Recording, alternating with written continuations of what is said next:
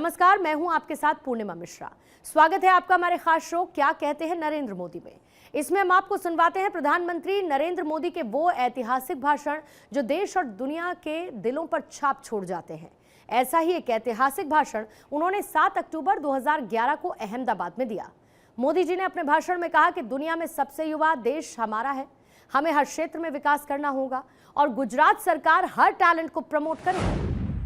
Gujarat is the first state in the India जिसने अलग innovation commission बनाया है और हम चाहते हैं इनोवेशन को प्रमोट करना और लोगों को हम इनवाइट करते हैं कि आपके इनोवेशंस को इस इनोवेशन कमीशन तक ले आइए। एक्सपर्ट लोग उसको देखेंगे और सरकार आपके इनोवेशन को मदद करेगी, सपोर्ट करेगी और इसमें हम प्रोडक्ट लेवल तक जा सकते हैं तो गवर्नमेंट पूरी तरह आपके साथ खड़ी रहेगी। ये इनिशिएटिव गुजरात ने लिया है। कुछ इनोवेशन सामाजिक जीवन में हुई है, जैसे एजुकेशन सिस्टम में कई टीचर्स ने अपने आप नए नए इनोवेशन किए। हमने इसको अभी एक छोटी किताब के रूप में भाग में लाए और हम चाहते हैं कि उसको रिप्लिका कैसे करें, हम लोगों तक कैसे पहुंचाए, उस दिशा में हमने काम शुरू किया। हमने और एक काम शुरू किया है।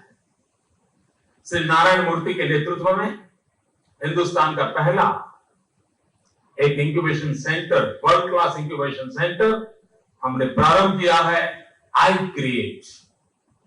इस आई क्रिएट में क्या नेतृत्व श्रीमान नारायण मूर्ति जी करने के लिए स्वीकार किया है।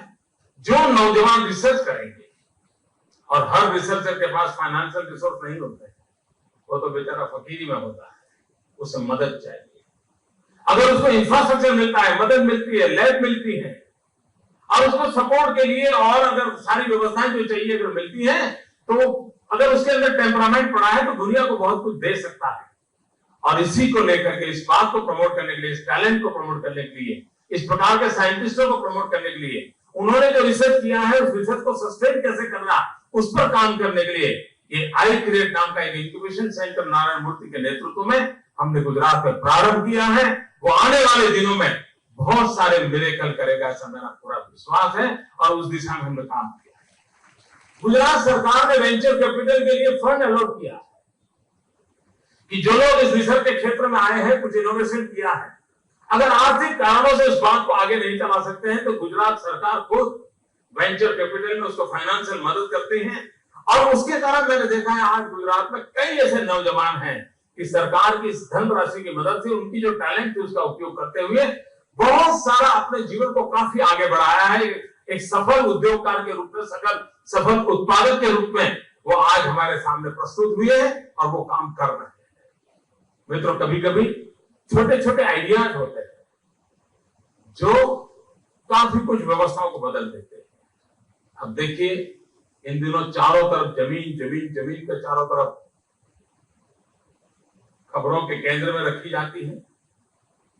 अब गुजरात रेडिएशंस के कारण सोलार की दुनिया में बहुत कुछ कर सकता है, हम उसका फायदा उठा सकते हैं और हम सोलार एनर्जी के क्षेत्र में आगे बढ़ना चाहते हैं। ग्लोबल वार्मिंग के सामने जो कि संकटों को लेकर के दुनिया चिंतित है, हम कुछ उसमें पॉजिटिव कंट्रीब्यूट करना चाहते हैं। अब हमने एक सोलार पार्क बनाया, दुनिया का सबसे बड़ा सोलार पार्क गुजरात की धरती पर आकार दे रहा है, आने वाले दिनों में दुनिया के सामने प्रस्तुत होगा। लेकिन एक नया विचार आया हमारे मन में, उस नए विचार को हमने लागू करने का प्रयास किया है। गुजरात के पास सरदार सरोवर कैनाल, ये दुनिया की लॉन्गेस्ट कैनाल है। सरदार सरोवर डैम से जुड़ी हुई हमारी कैनाल ये दुनिया की लॉन्गेस्ट कैनाल है। तो मैंने कुछ टेक्नीशियंस को बुलाया, मैंने कहा भाई मेरे मन में एक विचार आया है, क्या कुछ हो सकता है क्या? हमने कहा क्यों ना हम सोलार पार्क इस कैनाल के ऊपर ही बना दें, कैनाल के ऊपर ही सोलार पैनल लगा दें। तो रिसर्च शुरू किया, सबने सब हिसाब किताब लगाया तो ध्यान में आया कि अगर 1 किलोमीटर लंबी कैनाल पर हम ये सोलार पैनल लगाते हैं तो 1 मेगावाट बिजली पैदा होती है और प्रति वर्ष 1 करोड़ लीटर पानी इवोपरेशन से बच जाता है। ये एक्स्ट्रा बेनिफिट। ये जब सब हमारे मित्रों को मैंने आग्रह से लाभ देख बताया, वो मॉडल लेकर के आए। जब मॉडल देखा मैंने तो फिर एक नया विचार आया। मैंने कहा भाई ये देखने के बाद मुझे लगता है कि सोलार पैनल लगाई है, अगर उसी का साथ तार जोड़ करके हम माइक्रो हाइड्रो टर्बाइन लटका सकते हैं कैनाल में। अगर माइक्रो हाइड्रो टर्बाइन लगाएंगे तो नर्मदा का पानी बहता जाएगा, वो हाइड्रो से बिजली देगा, ऊपर छत जो बनी है वो सोलार से देगी, और जो पानी इवेपोरेट होता था वो 1 करोड़ लीटर पानी बच जाएगा। एक ही काम से 3 फायदे हो जाएंगे। और हम गुजराती लोग सिंगल फैन डबल जर्नी वाले हैं, तो कभी कभी आर्थिक कारण भी होते हैं जो हमें इनोवेशन और रिसर्च के लिए प्रेरित करते हैं, और उसी का कारण है कि उस प्रोजेक्ट को स्वीकृति मिली है और थोड़े दिन में हम इसमें आगे बढ़ने वाले। कहने का तात्पर्य ये है कि सबके पास कुछ न कुछ है, उसे जानना, पहचाना, जोड़ना, उस दिशा में हम कैसे आगे बढ़े। मित्रों, विकास की परिभाषाएं बदल रही है। कौन शहर बहुत विकसित है, कौन शहर विकसित नहीं है, उसके पैरामीटर किसी जमाने में क्या थे। पर कैपिटा इनकम सोची जाती होगी, सफाई कैसी हो सोची जाती होती, ग्रीन एरिया कितना है, रेजिडेंशियल एरिया, ये सारे पैरामीटर से देखा जाता होगा। मित्रों, वक्त बदल चुका है।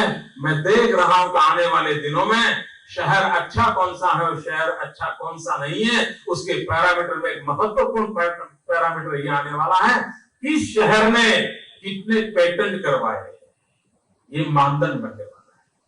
यानी उस शहर में रिसर्च की टेम्परामेंट कितना, वो यूथ पावर क्या नई रिसर्च दुनिया को दे रहा है, और जहां पर ज्यादा पेटेंट रजिस्टर होते होंगे शायद उस शहर को आगे माना जाएगा। वो दिन दूर नहीं है, और इसलिए हर शहर को, हर राज्य को रिसर्च को, पैटर्न को इस दिशा में विकास करने के लिए प्रेरित करने की व्यवस्थाओं को सोचना पड़ेगा। अगर हम नहीं सोचते हैं तो हम पिछड़ जाएंगे। मैं तो हम कहते हैं कि 20वीं सदी हिंदुस्तान की सदी, भारत की सदी किसके हाथ में है? युवाओं के हाथ में। दुनिया का सबसे युवा देश है हमारा। आज कहीं यूरोप जाइए, कहीं चौराहे पर खड़े रहिए, वहां लोग जाते होंगे, देखिए आपको युवा को खोजने में घंटे लग जाएंगे। बूढ़े बूढ़े लोग जा रहे हैं, बूढ़े लोग जा रहे हैं। किसी जमाने में उनका समय था, सब युवान थे, हम वृद्ध थे। आज वक्त हमारा है, चक्र बदल करके यहाँ आया है, हम युवा है। लेकिन युवा होने के मात्र से हम देश दुनिया पर सर्वश्रेष्ठ नहीं बन सकते जब तक हम युवा की उस शक्ति को, और विश्व में आने वाले दिनों में टेक्नोलॉजी बहुत बड़ा मैटर करने वाली। आज चाइना को एक शक्तिशाली राष्ट्र के रूप में उभरता हुआ लोग कहते हैं, उसकी सैनिक शक्ति की चर्चा होती है। उसकी सैनिक शक्ति की चर्चा किस बात पर होती है? क्या कितना मैन पावर सेना में यूनिफॉर्म पहन करके खड़ा है उसके आधार पर कहती है? कितनी बटालियन उन्होंने जमा करके रखी है उस पर कहती है? नहीं। अब सैन्य शक्ति का आधार कितना मैन पावर आपके फोर्स में है उस पर नहीं है। आपके पास मोस्ट मॉडर्न लेटेस्ट टेक्नोलॉजी वाले वेपन कितने हैं, इक्विपमेंट कहते हैं, और आप किस प्रकार से दुनिया का सबसे बड़ा संहार करने का सामर्थ्य रखते हो, और किस प्रकार से आप अपनी रक्षा की व्यवस्था के लिए टेक्नोलॉजी में कितने कैपेबिलिटी है, उसके आधार पर तय होता है कि कौन देश सशक्त है। इसका मतलब ये हुआ कि टेक्नोलॉजी ने जीवन के सारे मानदंडों का आधार मान लिया है, और अगर हम इस बात को स्वीकार नहीं करते तो दुनिया हमें सवाल पूछेगी, हम पिछड़ जाएंगे। और इसलिए आवश्यकता है कि हम भी टेक्नोलॉजी को उतनी ही प्राथमिकता दें, सब इनोवेशंस को जीवन में कैसे लाएं उसकी ओर सोचें। गुजरात सरकार ने वाइब्रेंट समिट कर दी है। वाइब्रेंट समिट, कौन उद्योगकार आए, कौन क्या बोला, कितने करोड़ रुपए का एमओयू हुआ, ये तो सब चर्चा में रहता है, सब दूर उसकी प्रसिद्धि भी होती है। लेकिन एक महत्वपूर्ण काम इस वाइब्रेंट समिट में होता है जिसकी पर दुनिया का ध्यान नहीं जाता है। हम वाइब्रेंट समिट के अंदर इस बार लेटेस्ट दुनिया की 40 यूनिवर्सिटीज को बुलाया, और उन 40 यूनिवर्सिटी और गुजरात की यूनिवर्सिटी और Gujarat government and research firms, उनका जॉइंट वर्कशॉप किया और जॉइंट वर्कशॉप करके हमारे नौजवानों को रिसर्च की दुनिया में किस किस दिशा में यूनिवर्सिटी काम कर सकती है, 40 देशों की महत्वपूर्ण यूनिवर्सिटीज के साथ गुजरात सरकार ने, गुजरात की यूनिवर्सिटीज ने एमओयू साइन किए और उन सभी 40 यूनिवर्सिटी के साथ मिलकर के हम रिसर्च की दुनिया में आगे बढ़ना चाहते हैं। हम ह्यूमन रिसोर्स डेवलपमेंट को उस रिसर्च के क्षेत्र में भी हमारे प्रवेश हो, हम कुछ नया दुनिया को दें, उस दिशा में हमारा ऑलरेडी काम आगे बढ़ चुका है, क्योंकि हम जानते हैं, मानते हैं कि बदलाव इसी प्रकार से आता है। मित्रों, आज गुजरात एशिया का सबसे बड़ा ऑटो हब बनने जा रहा है। आप दुनिया की जो भी अच्छी गाड़ी का नाम लीजिए, आप लिख के रखिए मेड इन गुजरात।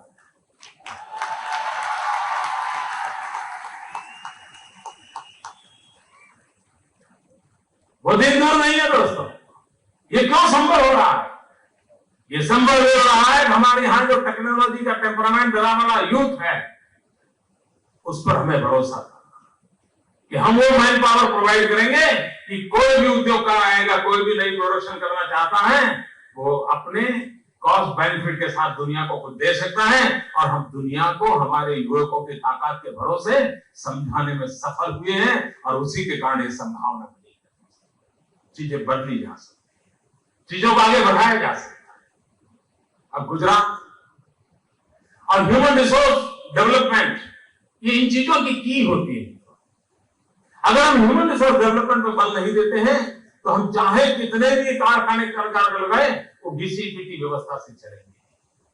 और मैं शर्मा जी की उस बात से सहमत हूं कि हर कंपनी को एक इनोवेशन के एडमिनिस्ट्रेटिव व्यवस्थाएं विकसित करनी होगी, वरना वो अपने बाप दादा के जमाने से काला दंत मंजन अब चलता रहता है।